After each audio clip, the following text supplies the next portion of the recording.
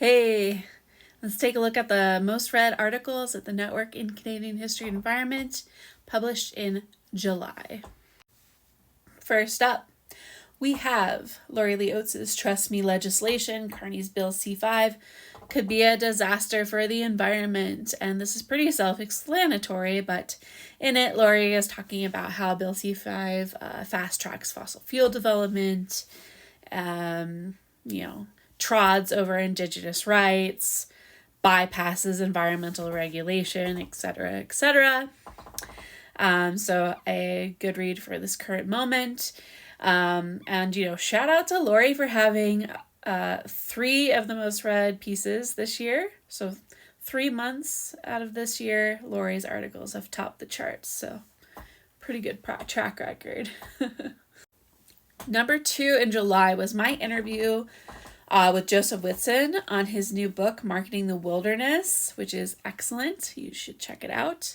And in this, we're talking about how the outdoor industry markets wilderness to profit from colonial land theft, and also how Indigenous activists use these same marketing strategies or digital storytelling on social media and other channels to resist this narrative.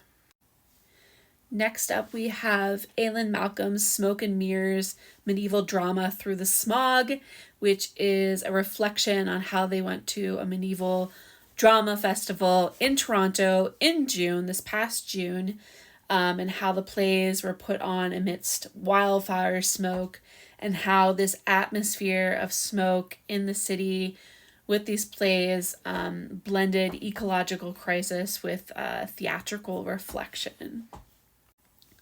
Fourthly, we have Ordnance in the Orchard, The History of the Mayford Tank Range by Bram Fuchs, which is based on Bram's recently defended master's thesis at the University of Guelph. And he's talking about how in 1942, St. Vincent, Ontario became a military base, which displaced families and caused lasting environmental damage.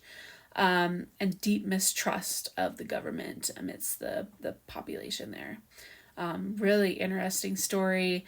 Also shows how war history, even when wars aren't happening right here, they still impact us in ways that we can't foresee. And you can find all of those articles at niche-canada.org, where we publish nearly every day of the week on topics related to environmental history, environmental humanities, and similar topics.